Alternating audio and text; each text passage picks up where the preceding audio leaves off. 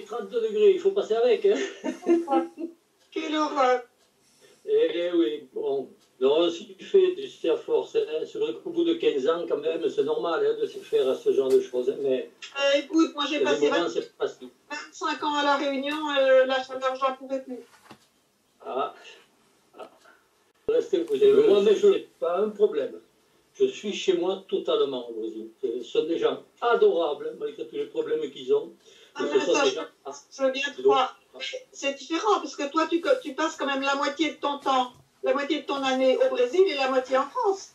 Oui, c'est vrai, mais enfin, le problème, c'est que quand nous sommes en France, je languis le Brésil. Et quand on est au Brésil, je languis la France.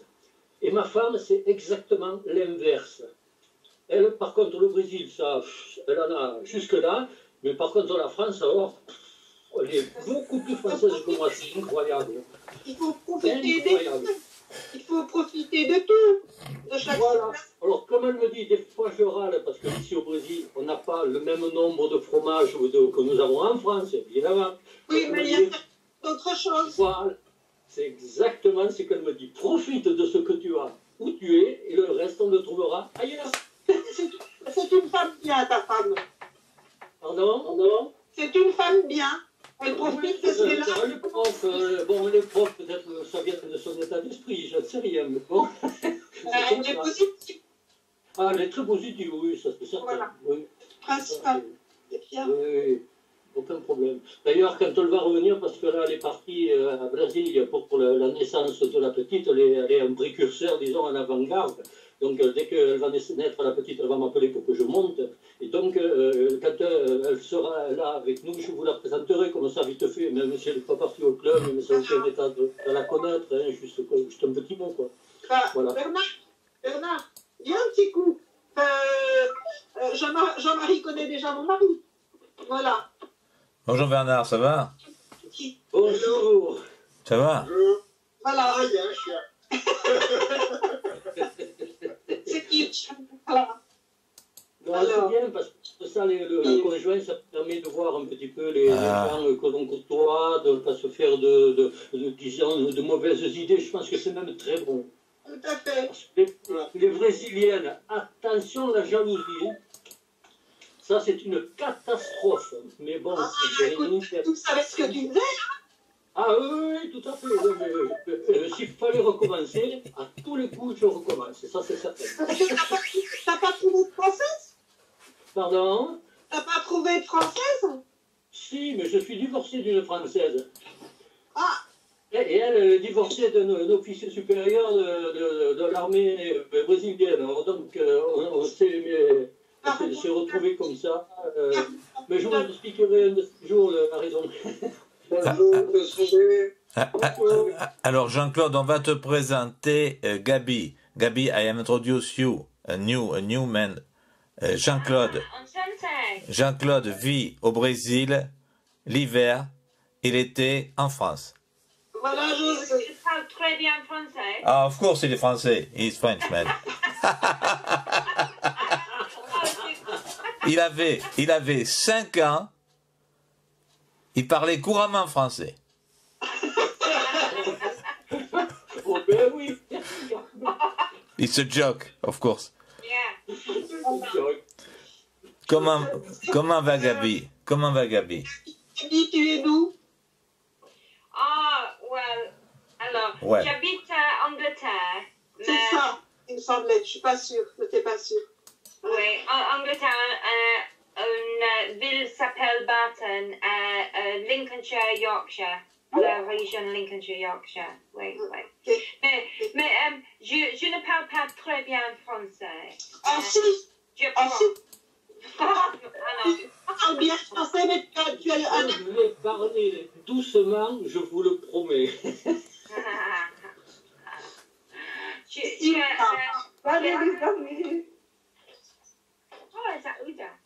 Bonjour Ouda. Alors Ouda, on te présente Jean-Claude.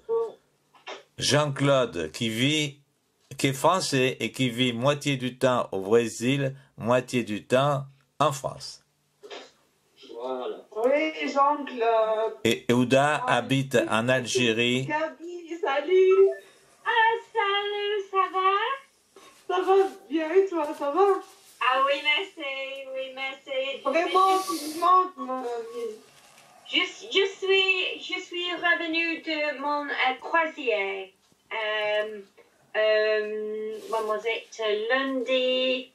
Lundi soir. Ma croisière, cruiser. Ma croisière. Croisière.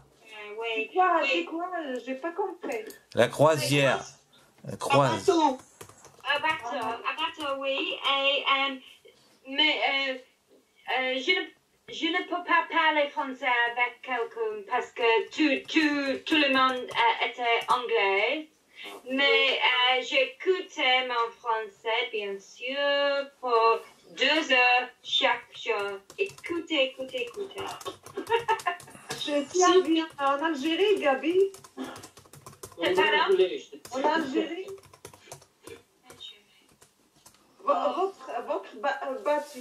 Votre bâton.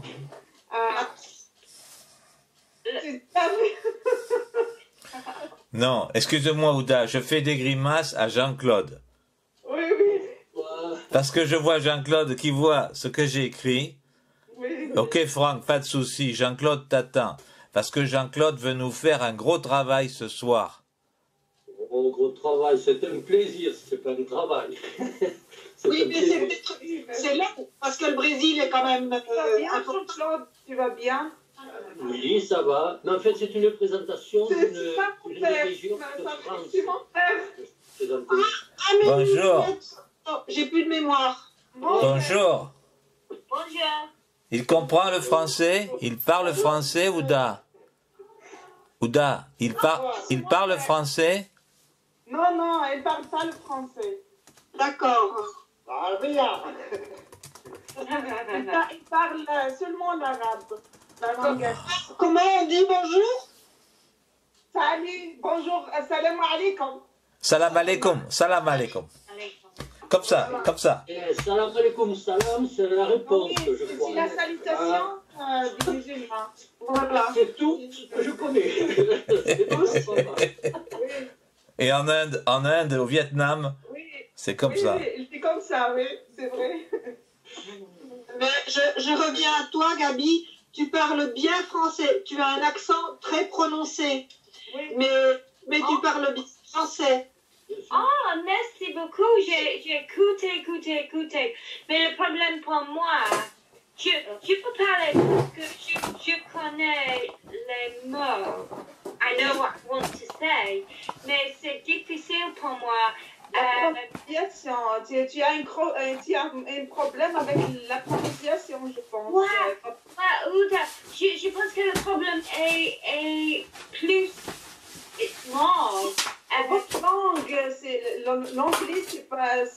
Les Anglaises, je pense, ils trouvent beaucoup de problèmes avec la prononciation de tu as raison, Ouda. Plus que les Sud-Américains ont moins de problèmes avec la prononciation. Oui. En général. Oui, parce qu'ils parlent la langue espagnole, ils proche beaucoup la langue française. Plus proche. Les Espagnols, oui. Le portugais, non. Non, je suis d'accord avec toi. Le portugais, non. Moi, j'ai du mal avec la prononciation portugaise. J'ai beaucoup de mal. Ah, oui. Tout ça, c'est une question de pratique. Oui, sûr. Il faut pratiquer. Il faut écouter. Je le dis à notre amie anglaise, il ne faut pas hésiter à écouter la radio. Pas n'importe laquelle, mais la radio, ça permet, disons, de... Moi, j'écoute beaucoup la BBC, mais pas toute la BBC. La BBC scolaire, parce que ça me permet, disons, de ne pas... Parce qu'ils parlent vite en Angleterre. Comme partout, c'est normal, parce que bon, la langue vient normalement, c'est tout à fait logique. Oui, je ralentis. Je vais faire, je te jure, je vais copier les Suisses. Non, mais c'est bien, il faut écouter la radio. Tu étais une de mes meilleures étudiantes, élèves. C'était les meilleurs professeurs. Ah, ça alors, je ne te remercierai jamais. En anglais. En anglais. En anglais. Ah, mon Dieu. Jean-Marie est jalouse. Jean-Marie est jalouse. Non, un de mes meilleurs. Non, non, Marie-Do. Jean-Marie est de l'autre. Non. Non. De mes meilleurs étudiants. Je pense que tu dis ça à tous ses élèves. Tous mes élèves étaient Ah, mais tu sais, tout ça, ça porte un nom, ça porte l'effet Live Mocha. Live Mocha, c'était un groupe, je me redis, je le redirai 50 fois s'il faut, c'était un groupe magnifique. On a tous appris quelque chose, tous à se respecter, à s'aider. Live Mocha, c'était l'aide, ce qui était très important. Ça me manque énormément. Je vais participer des livres. Ce sont en français Live Mocha, Live Mocha. Live Mocha, Live Mocha. Nous disons Live Mocha. Mocha, c'est comme un café, un café, comme un café. Un café, Mocha. Mocha. Ah, Live Mocha. Live Mocha. Je ne sais pas pourquoi. Live Mocha. Non, mais pendant longtemps, je disais Live Mocha, pendant longtemps. Yeah, pendant longtemps. Je vais défendre Amarildo. Amarildo, oui. Je le défends. Je vais le dire. Notre professeur de mathématiques. Ah oui. Nous sommes très talentueux. Dans notre groupe, nous avons musicien, nous avons un écrivain, Jean-Claude, oui. Jean-Claude, oui. Alors.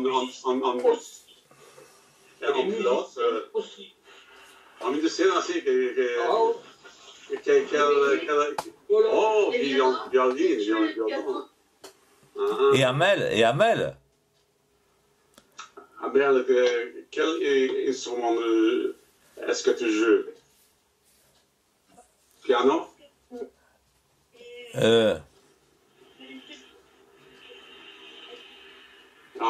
C'est pas impossible de comprendre. On n'entend Il n'y a pas de son. Il n'y a pas de son. est mauvais. Il y a très mauvais son. Est-ce que tu joues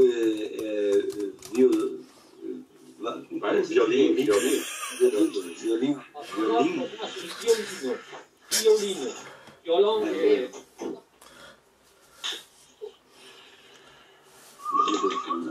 On n'entend pas. Ah, très Et quand tu vas jouer pour nous J'en ai parlé à Jean-Marie la dernière fois. Pour l'instant ici, j'ai 2 violons. J'en ai un à Rio et j'en ai un en France. En France, c'est mon violon de concert. Celui que j'ai ici, non. Mais il a eu un problème avec la différence de chaleur entre l'Europe et ici. Il s'est fendu.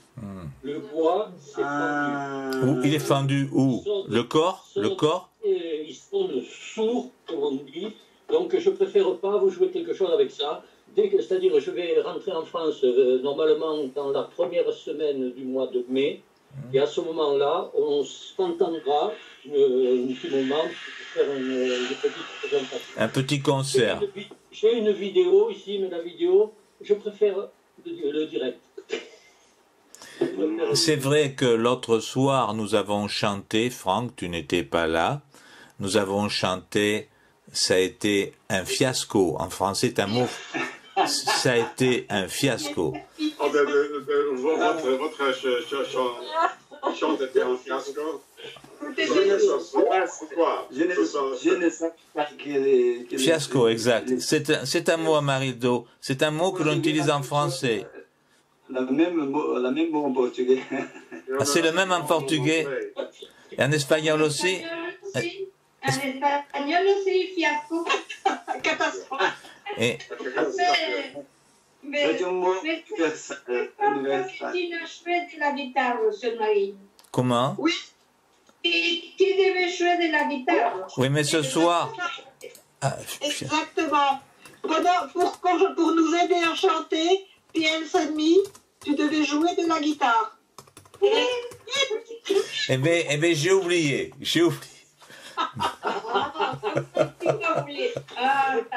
Mais à un certain âge, oublier quelque chose, c'est utile. It's convenient to forget something. Gabi, it's convenient. Pour t'échapper pour la tangente. Marie, on appelle ça un oubli sélectif. Oui. En français, se débiner. Merci, Jean-Paul. Oui, tu as raison. Naïma, c'est votre tour ce soir. Naïma ne peut pas chanter. Alors, un jour, Jean-Claude, j'étais en voiture avec Maria Mercedes et tout d'un coup, à un moment, on a commencé à chanter. J'étais avec un monsieur âgé de 93 ans. On commençait à chanter « Ah, le petit vin blanc qu'on boit sous les tonnelles quand les filles sont belles du côté de nos gens. » Pom, pom, pom, pom, pom. Oui. Voilà. C'est très joli. Alors j'ai écrit un verbe, se débiner. Je ne sais pas si vous connaissez le sens. Se débiner, c'est éviter, avoid, en anglais. C'est Oui, fuir. fuir. Fuir, escape. Escape. Fugir.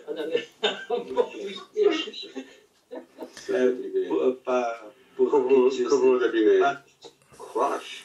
que tu sais, pour que tu Non, sais. non, je disais, Franck, je me suis débiné parce que tout le monde voulait que je chante avec la guitare et je ne l'ai pas fait. Ah, ok, sans toi. Et sans Franck, je ne peux pas chanter. Ah, et voilà. Alors, pas cher. Ok. Et peut-être que Jean-Claude est un bon chanteur. Non. Non. Je suis très bon pour faire pleuvoir. Ça, ah, c'est vrai. et dans la musique, ça c'est autre chose. C'est autre chose. Ok. Mais Franck, tu sais que Jean-Claude joue du violon. Oh, yeah. Jean-Claude, quand tu veux, on peut commencer. Je ne comprends pas. Violon ou violine? Non. Violon. Les violons, La même chose. c'est le violon. Violino, c'est le portugais. J'adore les violines. J'adore. C'est la même chose, mais en français. Violon, c'est la guitare. Et la guitare, c'est en français. Voilà la différence. Le violon, c'est une guitare. Le violino, c'est un violon. Voilà. Et tu joues les violons. Voilà. Ah, j'adore les violons. J'adore Vivaldi. Et oui, et oui.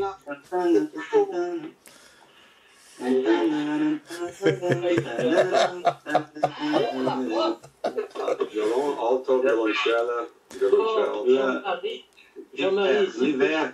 Merci, Franck. s'il te plaît, Oui. maintenant, il va falloir que tu m'aides. Ah oui, il faut cliquer. Regarde Jean-Claude. Ici, tu as le signe plus. Oui, c'est ça, mais je ne le vois pas sur mon écran. Ah si, en bas. Et oui. Oui. Et tu cliques sur partager l'écran. To share screen. Oui, c'est la première fois. La deuxième, pardon, parce que Maria m'a bien aidé l'autre jour. Elle m'a briefé pour le faire. Ouais, mais tu as vu la coiffure de Maria Mercedes? Partager l'écran. Et je partage. Ah. C'est le même, cette chose, Jean-Marie. C'est le même. Vous êtes tous au micro, je ne vois pas ma présentation. Par contre, après, il faut aller chercher le fichier que tu as en dessous. Non, il est déjà sur mon écran. Est-ce que vous le voyez là? Non. Pas du tout. Mais pourtant, il y est. Ah, le pays Carcassonnais. Oui. Ah, joli. Alors, ce que je vais faire, je vais vous l'agrandir un petit peu, quitte à réduire un petit peu votre écran. Je suis désolé, excusez-moi. Voilà, on va faire comme ça pour que vous puissiez voir. D'accord. Oui, merci. Allons-y tout doucement. Ah, merci beaucoup. Voilà. Alors, ce que je vais vous présenter, je vais vous faire d'abord une petite mise au point parce que je pense que c'est important.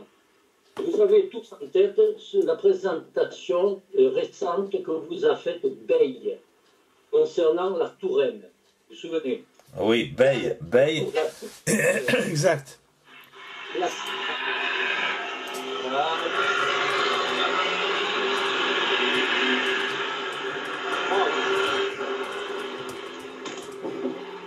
Bon. La Touraine se trouve dans la région parisienne, au nord de la France. Moi, je suis au sud. On est bien d'accord là-dessus. Je suis ici, Jean-Claude. Au centre. La Touraine est au centre. Au centre, si tu veux. Mais enfin, moi je l'attribue un petit peu, en gros, disons, avec les châteaux de la Loire. C'est juste une petite parenthèse. La région centre. Le centre. Jean-Claude, est-ce que si tu peux augmenter l'écran, s'il te Non, plaît? absolument. Mais seulement, vous allez disparaître. c'est pas grave, c'est pas grave. Je vous C'est pas grave. disparaître. À tout à l'heure. Voilà.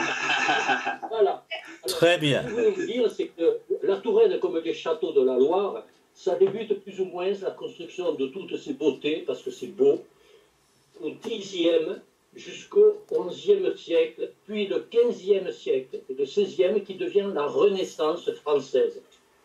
Dans mon sud à moi, que je vais vous présenter, vous avez un petit exemple sur l'écran, ça commence à l'époque romaine. Donc c'était César. Une question, Jean-Claude. Je ne comprends pas pourquoi il écrit le pays carcassonnais. Voilà, parce que les habitants de Carcassonne et de la région s'appellent les Carcassonnais. C'est quoi Il n'a pas appartenu à France. Non, mais Carcassonne, c'est une ville, c'est une... Non, c'est la région. Carcassonne est une ville. Carcassonne est la ville. Les habitants de Carcassonne s'appellent les Carcassonnais. Et de la région Carcassonne. aussi. C'est adjectif. Voilà. Alors, ce que je voulais vous dire, c'est que chez nous, donc ça date des Romains, il y a beaucoup de vestiges, mais surtout, lorsque les Romains sont partis, ça commence au 5e siècle et on tombe dans le Moyen-Âge. Et le Moyen-Âge de chez nous, c'est un Moyen-Âge militaire. Parce que nous avions la frontière avec, non pas l'Espagne, puisqu'à l'époque, ça s'appelait le royaume d'Aragon. Donc il y avait tout un tas de châteaux, y compris celui de Carcassonne que vous avez là sur l'écran, était là pour protéger la frontière. Voilà. C'est parfait, oui. Alors, ce que je vais faire à partir de maintenant, je vais vous lancer des photos. Vous m'arrêtez quand vous voulez. Si vous voulez poser une question, posez-la. Ok? On y va. Alors, voilà mon département. Alors, pardon, excusez-moi. Le Carcassonnais, c'est cette partie. Vous la voyez, la souris qui se promène, le curseur de la souris. Le Carcassonnais, c'est tout ça, là. Toute cette partie-là. Tout ça. Mais c'est petit, Jean-Claude, encore. On voit quand même. On voit Carcassonne. Parce que là vous l'avez en grand, là, quand même, non?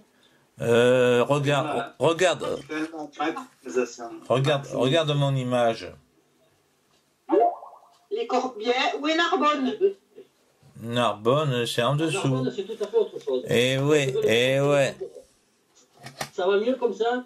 Ah, très bien. Oh, très bien, voilà. Que vous avez là, tout ça, c'est le Carcassonnais. Et moi, je suis issu, on en va en parler, de ce coin ici, là. Ça s'appelle le Minervois. Voilà.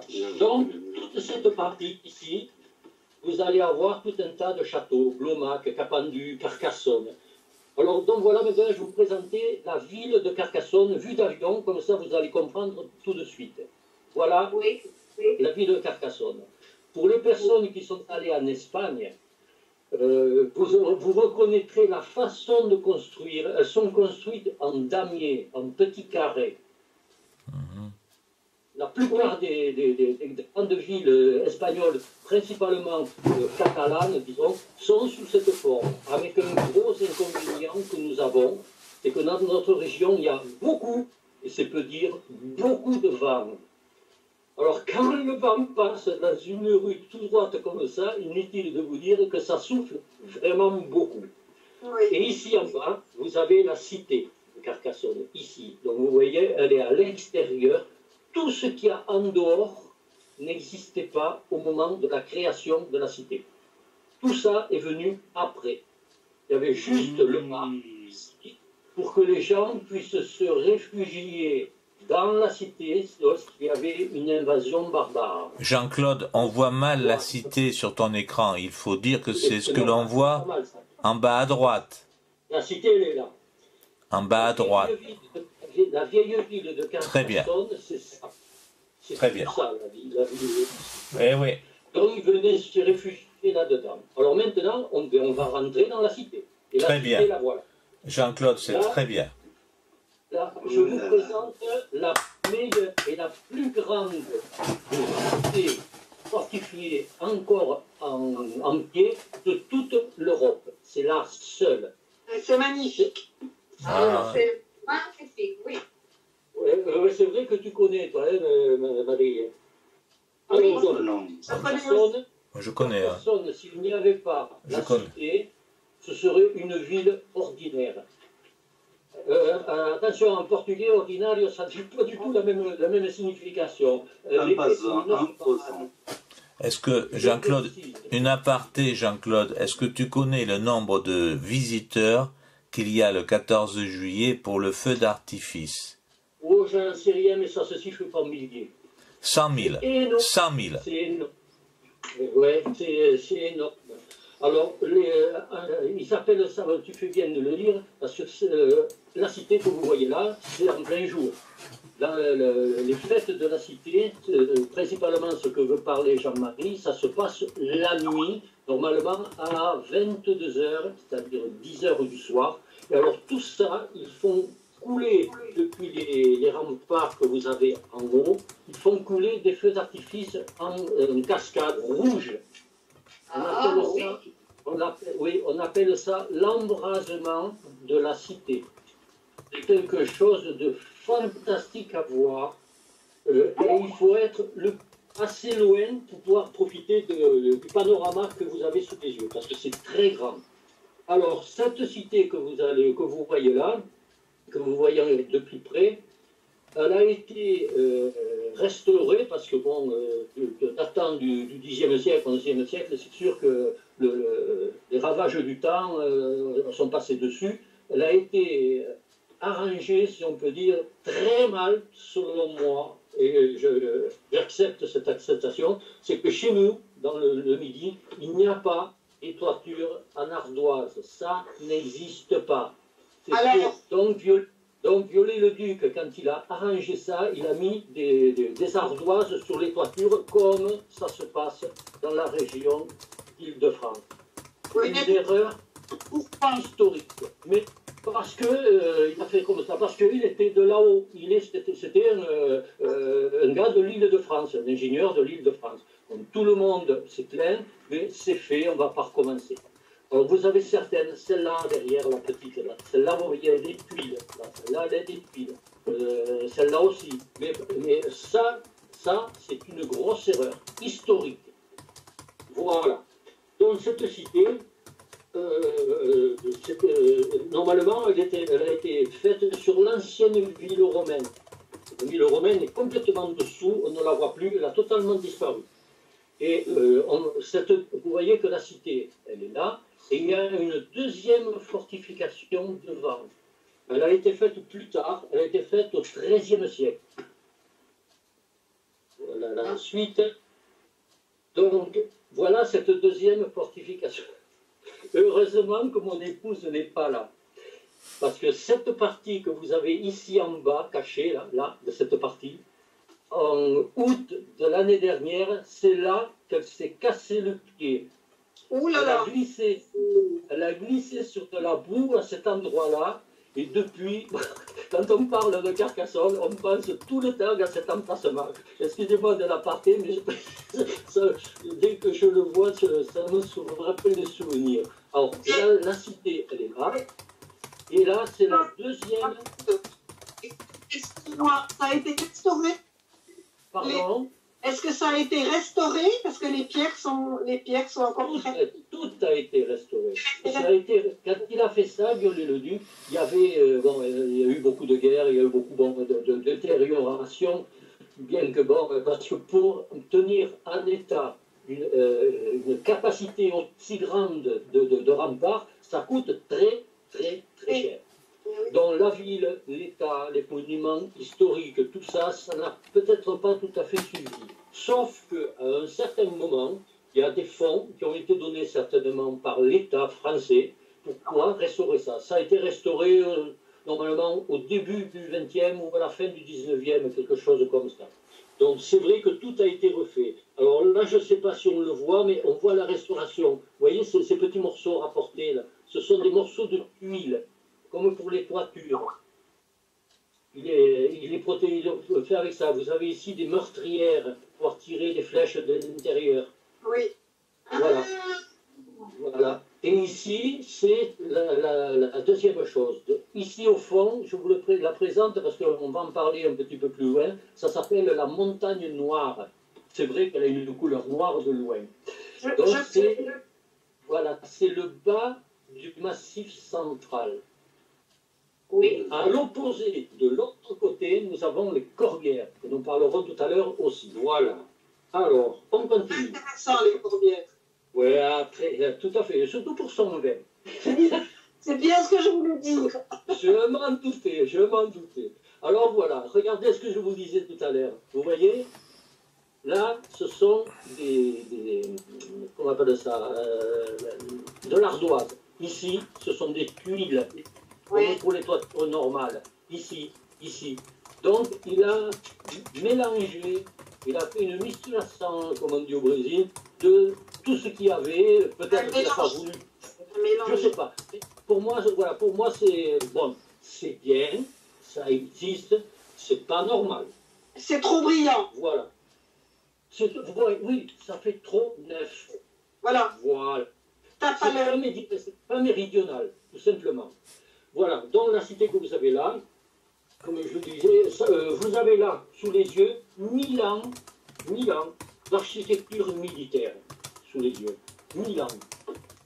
C'est un vieux pays chez moi, c'est très très vieux pays. Donc, ah oui, une chose importante, mais je pense que ceux qui l'ont visité le savent, depuis 1997, la cité de Carcassonne est au patrimoine mondial de l'UNESCO. Voilà, ça c'est très important. Eh oui. C'est-à-dire qu'on ne peut pas faire n'importe quoi, on ne peut pas construire n'importe quoi, c'est préservé. C'est protégé. On va sortir de là, à moins que vous ayez une question sur Carcassonne, je suis à disposition. Vous avez une question sur Carcassonne ou... On a...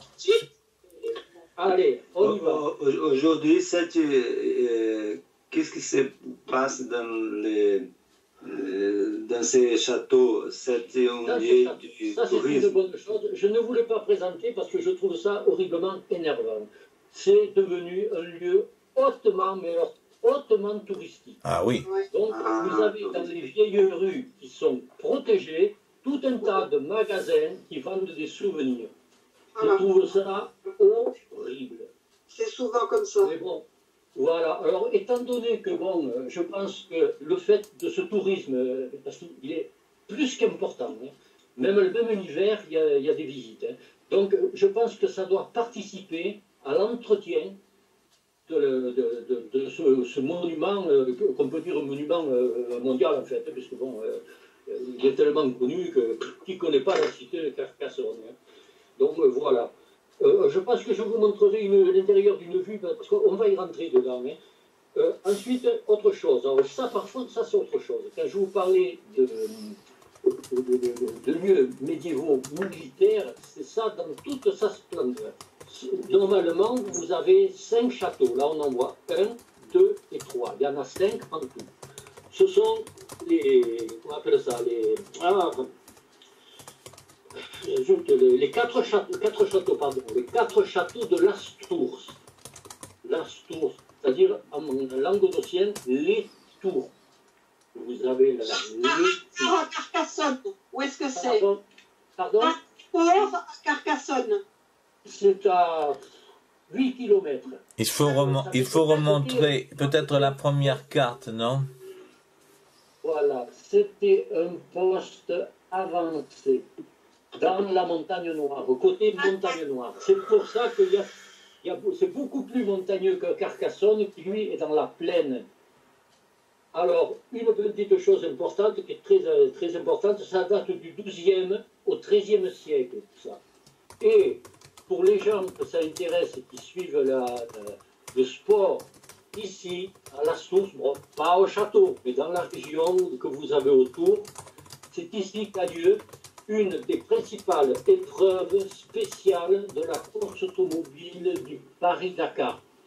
C'est à partir de la sortie du gain de cette course qu'ils vont faire ici qu'ils sont à priorité en première place, deuxième place, troisième place au départ de Carcassonne pour commencer le Paris-Dakar.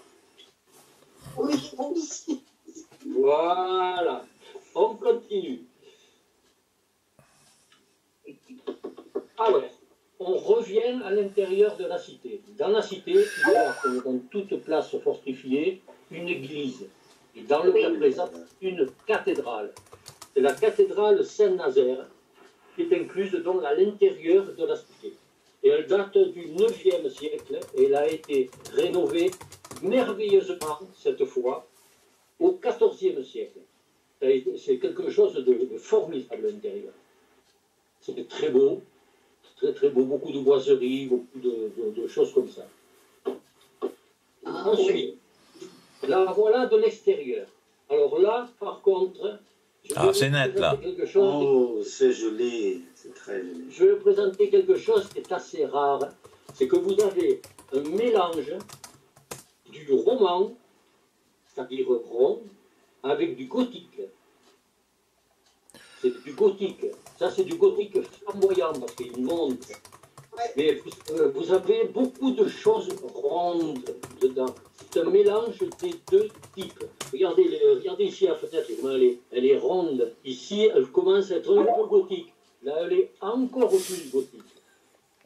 Vous voyez un peu? Oui. Quelle est belle, hein? Ça, c'est relativement vrai. C'est un cas unique en Europe de la coexistence du roman et du gothique en même temps. Et là, voilà. Voilà autre chose. On atterrit là maintenant dans un village voisin. Tout ça, ça se tient. C'est à 5-6 km à peu près. Hein. Ici, c'est une collégiale de Montréal, le village Saint-Vincent. Elle date, elle, du XIVe siècle. Et vous voyez que là, on retrouve le gothique et le roman. Les deux. Carcassonne n'est pas loin. Voilà. Ça, c'est le gothique. C'est très belle et elle est sur une hauteur. Voilà. On reste toujours dans le Carcassonnais et on tombe sur une pure merveille pour moi, c'est le bassin du Lampi. Le bassin du Lampi, c'est la naissance du canal du Midi côté mer. Donc côté à toi, Jean-Marie, c'est l'entre-deux-mer, c'est de la Gironde au Lampi. Toulouse. D'accord. Pour le nôtre, enfin, tu vas m'excuser le mot un peu fort, c'est notre canal du Midi, si tu préfères, il démarre du Lampi jusqu'à quand on est jeune. C'est Riquet, c'est le Riquet qui l'a fait, qui l'a fabriqué, et caché dans les arbres derrière, on ne le voit pas. Il y a un endroit où l'eau qui se trouve là va être canalisée vers un endroit où il y a des robinets, torneiras, le portugais, qui permet d'envoyer de l'eau quand elle manque vers le canal du Midi. Voilà. Tout ça, ça s'appelle le Lampi. C'est une région fantastique à visiter, on se régale, il y a des promenades à faire, il y a un barrage, c'est quelque chose de fantastique. Ensuite, totalement différent, on se rapproche un petit peu du coin où je suis né. C'est toujours le Carcassonne. Voilà. C'est un pays de grottes. Là, vous avez sous les yeux, je vais vous l'agrandir, la grotte de Cabrespine, qui est le début de la montagne noire. Tu vas connaître, Maria. Ce gouffre, Quelle belle. Voilà, on va le voir plus loin, parce que ça, c'est une partie, mais plus loin, on va voir un petit peu. Il y a ce qu'on appelle les balcons du diable. Ça porte bien son nom. C'est tellement grand, tellement profond que... Et en plus, ils ont fait un peu comme en Chine, c'est qu'au lieu de mettre du bois, ils ont mis du verre, ce qui fait que quand vous vous promenez dessus, vous êtes carrément dans le vide. C'est assez spécial, c'est très très spécial. Est-ce que c'est de l'eau ferrugineuse? Ah non, absolument pas. C'est de l'eau extrêmement pure, mais malheureusement légèrement calcaire. Parce que tout le pays de Rhodes est calcaire. Alors voilà le genre de choses que vous rencontrez dans cette grotte. Ce sont des concrétions qu'on appelle, qui sont des cristaux blancs d'aragonite. C'est quelque chose de fabuleux. Bon, vous le voyez comme ça parce que normalement c'est dans le noir, on ne le voit pas. Oui. Mais comme si des projecteurs, des lumières pour pouvoir qu'on puisse voir à travers que ça, et la transparence, vous voyez là, des choses comme ça. C'est quelque chose, on vous autorise de prendre des photos, vous avez des souvenirs sensationnels avec ça. Ensuite, on va aller un petit peu plus loin, toujours dans la même. Voilà le fameux balcon du diable, là. Alors, d'en haut, en bas, ça sur une profondeur de 250 pieds. La largeur de la chose fait 80 mètres. C'est-à-dire que ça porte bien son nom, c'est un gouffre. Parce que vous savez la différence entre le gouffre et la grotte, où la grotte est échelonnée sur un certain nombre de kilomètres. Là, non. C'est un trou, un gouffre. Voilà. Le gouffre de Cabrespine. Ensuite, vous avez pas loin. Alors là, par contre, je ne me souviens plus si c'est... Voilà. C'est la grotte de Limousis, qui est une voisine très très proche. Et cette rivière-là, ça a été creusé par une rivière souterraine. C'est très clair, mais vous voyez toutes ces concrétions vertes au fond, tout ça c'est du calcaire. Vous voyez sur le bord ici également. C'est du calcaire. Oui. Ensuite, totalement dans la région aussi, mais complètement à part. Là, je vous présente quelque chose que vous avez peut-être entendu parler. C'est le moulin à papier de Brousse.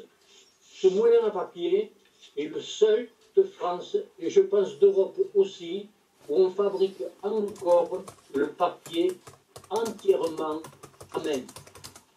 Il n'y a pas de machine. C'est le dernier moulin à papier qui existe. Alors attention, tenez-vous bien, parce que là, je ne sais pas si vous allez me croire, mais ce papier que l'on fabrique ici avec cette espèce de truc pour le faire, on ne le fait que avec des chiffons blancs, strictement blancs, en coton. Et alors là, j'ai été extrêmement surpris, j'ai fait une recherche pour être sûr de ce que je vais vous dire. On y mélange avec l'eau et ces choses, du crottin d'éléphant. D'éléphant? Des excréments d'éléphant. Je vous jure que ce n'est pas une blague. C'est vrai. Parce qu'il n'y a pas d'éléphant. Si, je me suis renseigné, ils vont le chercher dans les divers zoos de la région. Ah, d'accord. Et ils en fabriquent tous les jours, sauf le samedi, parce que c'est une journée d'entretien. Donc tous les jours, ils utilisent du chiffon uniquement blanc, du coton et du crottin d'éléphant. Quand même assez surprenant, je dois le reconnaître. Et oui, bon, surtout que les éléphants, on n'est pas trop en Afrique chez nous, pas trop. Alors voilà, maintenant je vous présente la montagne noire. Ah, le jambon, le jambon. Voilà, c'est très important pour nous, et principalement en ce qui me concerne, parce que ce que vous voyez là, c'est mon terrain de lutte pour faire de la bicyclette. Ah. Ah oui. C'est une montagne verte. J'ai fait partie pendant des années de l'association sportive des PTT, de la Poste, de Carcassonne et de Narbonne, et donc on venait là. C'est sensationnel parce que, vous le voyez, ce n'est pas plat. Et moi, je déteste faire du vélo sur le plat. C'est pas intéressant. J'ai une question. Est-ce que moi j'ai habité dans la montagne noire, on appelle ça la montagne noire, c'est au-dessus de Mazamet. Oui, mais c'est l'autre versant de la montagne noire. On va en parler tout à l'heure. On va parler du Pic de Nord. Alors je parle à une convaincue, c'est super. Parce que c'est joli, c'est très joli de l'autre côté, c'est très très beau. Voilà. Comme vous le voyez, c'est caillouteux, c'est beaucoup de choses, bon, etc. Et alors, maintenant, bien entendu, mon grand amour. Voilà. Toi, tu dois connaître ça. Ça s'appelle le Pic de Nord. Le Pic de Nord. Et donc, cette chose, c'est un point, le point culminant, il mesure 1031 mètres. Enfin, là, ils sont un peu parce que j'ai trouvé 1035, mais enfin bon. Alors, ici, vous le voyez en hiver, bien entendu, mais quand vous êtes au pied, ici, vous avez une table d'orientation qui vous permet de voir tout ça. C'est ce que nous venons de visiter, c'est le Carcassonnais. Derrière moi, c'est-à-dire derrière vous, de l'image, vous savez, ta région à toi, vous descendez sur Mazamet, vous descendez sur Albi, tout ça, c'est le côté du Tarn. Voilà. Mais l'autre s'arrête là. C'est pour ça, enfin un petit peu plus loin, enfin peu importe. Donc vous l'avez ici en hiver, et maintenant vous allez le voir en été. Alors en été, il y a toujours un petit peu de neige quand même, parce que c'est haut. Mais il y a une chose d'assez spéciale que j'ai dit l'autre jour à mon amie Marie, hein. Toute cette partie que vous voyez est légèrement grise violette un petit peu. Tout ça, ce sont des terres de bruyère. Ah. Voilà. Là, vous le voyez légèrement parce que la bruyère n'a pas fleuri. Je ne sais pas le mot anglais, la bruyère. C'est une période tardive, là, donc où je pense que ça a dû être pris au printemps, ça, puisqu'il y a encore... Qu'est-ce que c'est cet objet là, au fond? Un pylône de télévision. Ça, c'est une antenne de télévision. Voilà. Et elle distribue la télévision sur toute la région, d'ici y compris le Tarn, jusqu'à Toulouse. Et pratiquement Montpellier aussi. Lui a un relais et pour prendre sa région à lui. Mais il est très très fort. Je l'ai visité à titre exceptionnel parce que j'avais un ami qui était ingénieur, donc il m'a permis de le visiter. On se croirait pire que dans le cockpit d'un avion. C'est incroyable les cadrans qu'il y a, les fils. Vous avez, c'est une antenne sensationnelle. Du bas en haut, 100 mètres.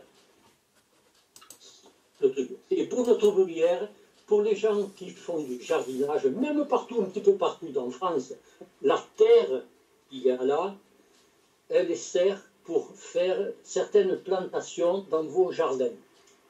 Voilà. Et la bruyère, par elle-même, est une plante médicinale. Ah oui. Je ne sais pas si on la trouve au Brésil, je ne sais pas.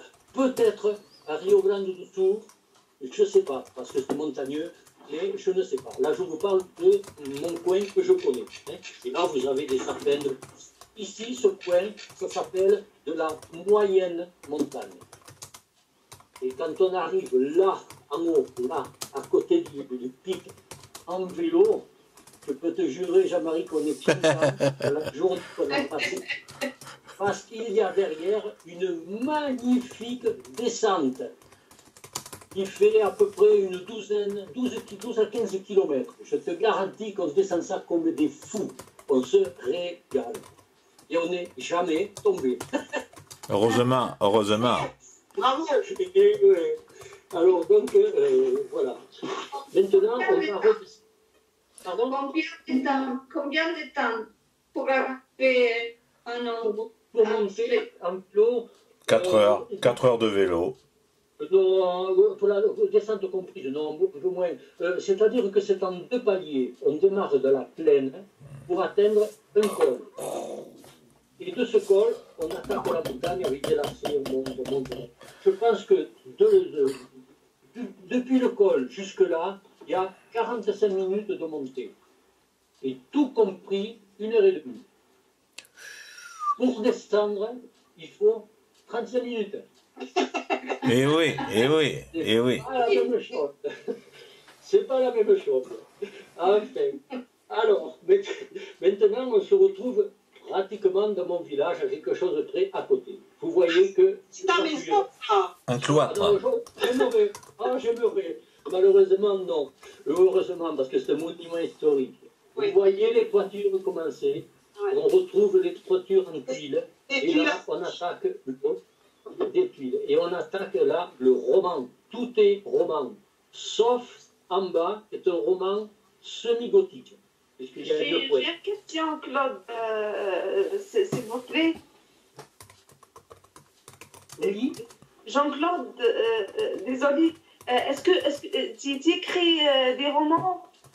Oui. Non, roman, c'est une architecture. C'est Voilà, c'est vrai. Un roman. Ouais. architecture. Autant Non, pour moi, j'ai est-ce que tu totalement oublié de le préciser. écris quelque chose? J'ai totalement oublié de le préciser, je vous présente mes excuses, c'est vrai. Le roman est un type d'architecture ronde qui est précurseur du gothique qui vient, lui, plus tard. Là, vous avez un type de restauration double. Ils ont utilisé l'architecture romane.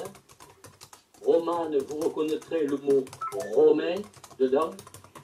Et ensuite, le gothique est venu plus tard, par suite des invasions des Goths, Visigoths, etc., etc. Parce que, voilà, et Ostrogoths, comme le disait Astérix. Malheureusement, notre région, et on ne peut pas le passer sous silence, on est dans une ligne qui est désignée comme ligne d'invasion. On a été envahi du nord par les Goths, les Visigoths venant d'Allemagne, etc., etc. Du sud par les Sarrasins venant d'Afrique, etc. Et à l'est par les Romains. Et eux ont commencé c'est eux qui ont commencé à nous envahir. Tous ces envahisseurs, bon, ont tué beaucoup de monde, c'est vrai, mais ils nous ont laissé un patrimoine architectural en France qui est sensationnel. Vous en avez un exemple. Là, je vous présente l'abbaye de Cône. Cette abbaye, j'y ai fait, je ne sais pas, peut-être 50 concerts publics là-dedans. Elle est magnifique. Elle est très très belle. Mais, bon, voilà. Aïe, aïe, aïe. Alors, on revient à Cône, parce que j'ai oublié de vous dire quelque chose. Alors, Cône... non, c'est fini, pardon, excusez-moi. Je suis en train de me mélanger les pinceaux. Juste à côté de Cône, à côté du village de Cône, nous avons les carrières du marbre rose de Cône.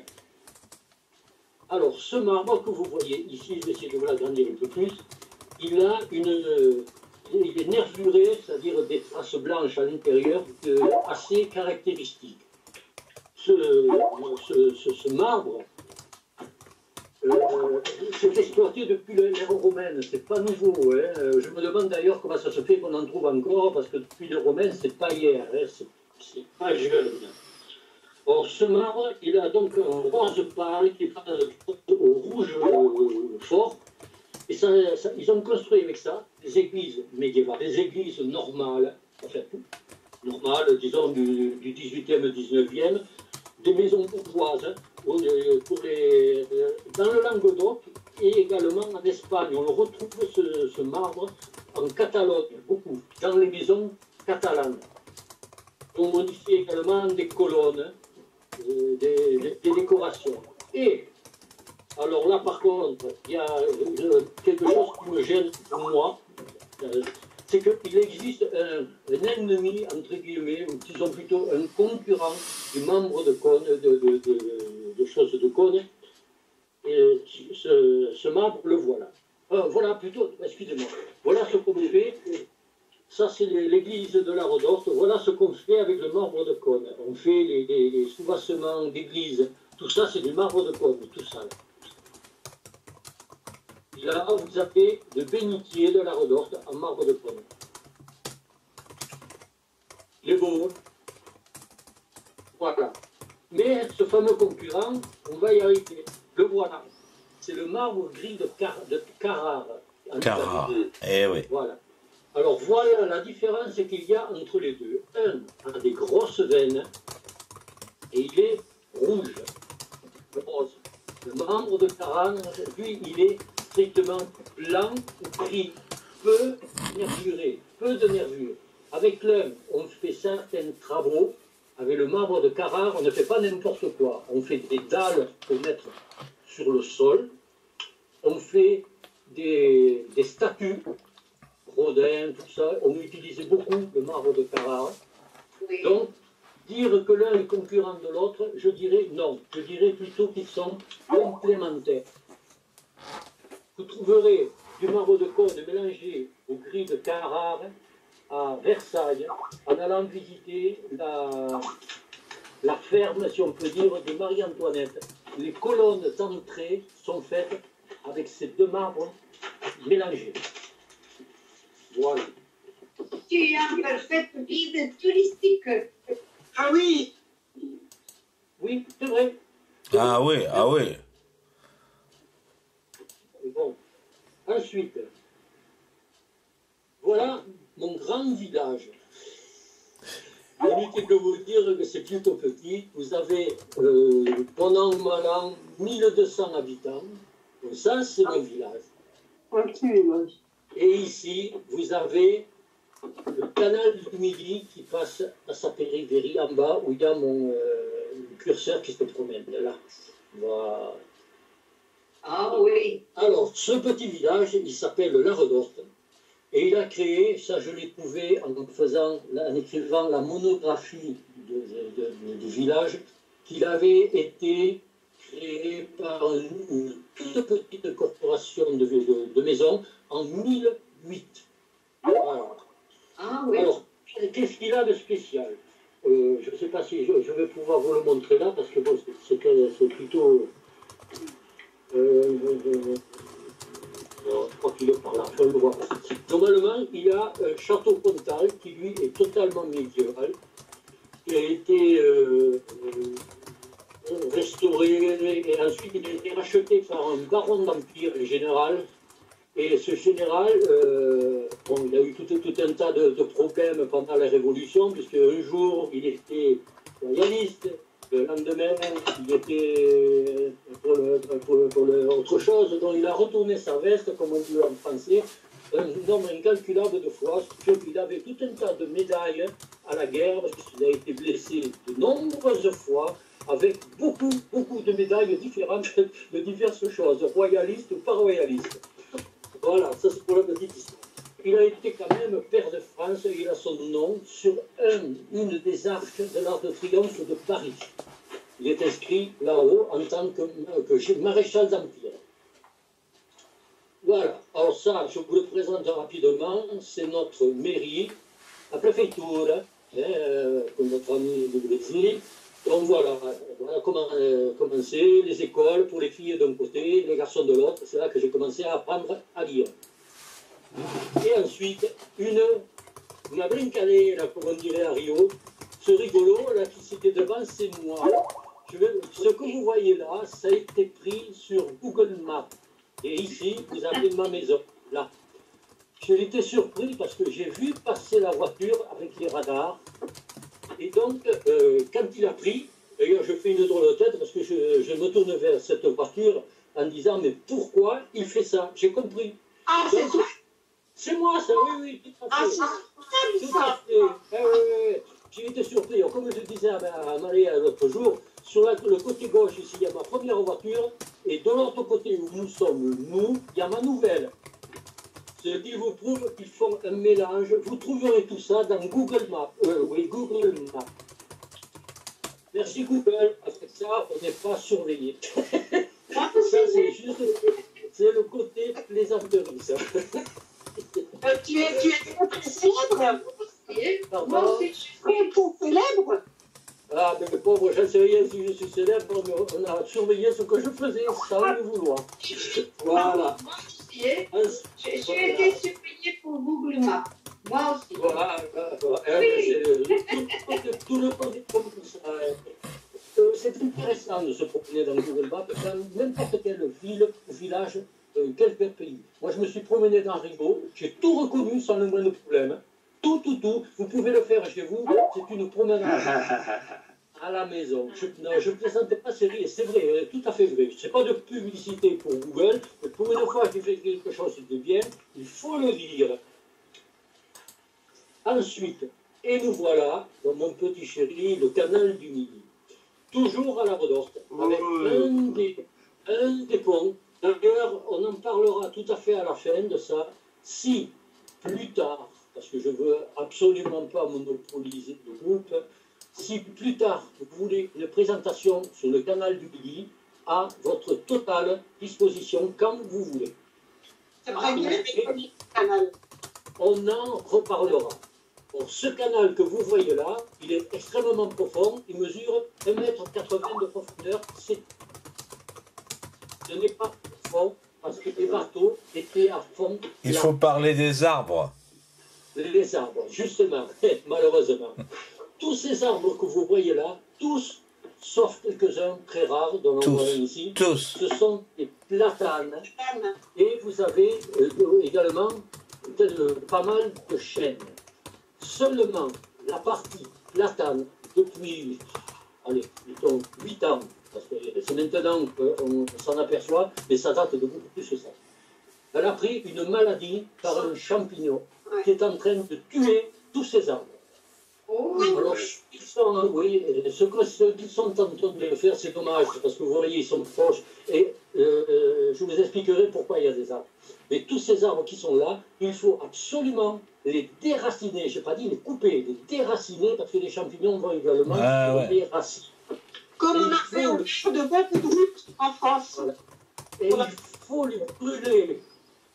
Il faut absolument les brûler. Pas les prendre à la maison pour les mettre à la cheminée. Non, sur place. Et une fois que c'est désinfecté, c'est-à-dire 1 an à peu près après, on peut replanter dessus, mais pas avant. Et ces platanes que vous voyez, ces arbres, disons, puisqu'il y a plusieurs essences, ces arbres ont une raison bien précise. Vous êtes dans le Midi. Il fait soleil et il fait chaud. Alors, comme ça a été construit à l'époque, parce que ça s'appelait le canal royal de Languedoc, ça a été construit sur les ordres de Louis XIV. Donc, pour que le roi puisse visiter, il fallait qu'il soit protégé par de l'ombre. Voilà pourquoi tout le canal du Midi, sauf de très rares endroits, sans parler des problèmes arrachés, et c'est pour ça que c'est très très rare quand on trouve une portion du canal du Midi sans des arbres. Alors, c'est ce canal du Midi. Que je vous dis, c'est quelque chose que j'ai noté. Donc, il date du XVIIe siècle quand même. Ah oui, si, une seule chose. Le canal du Midi, c'est le seul canal d'Europe qui est encore en fonctionnement. Il n'y a plus, bien entendu, de bateaux marchands, puisqu'à l'époque, on y portait le vin, on y transportait le blé, on y transportait le maïs. Maintenant, on y transporte les touristes. Il faut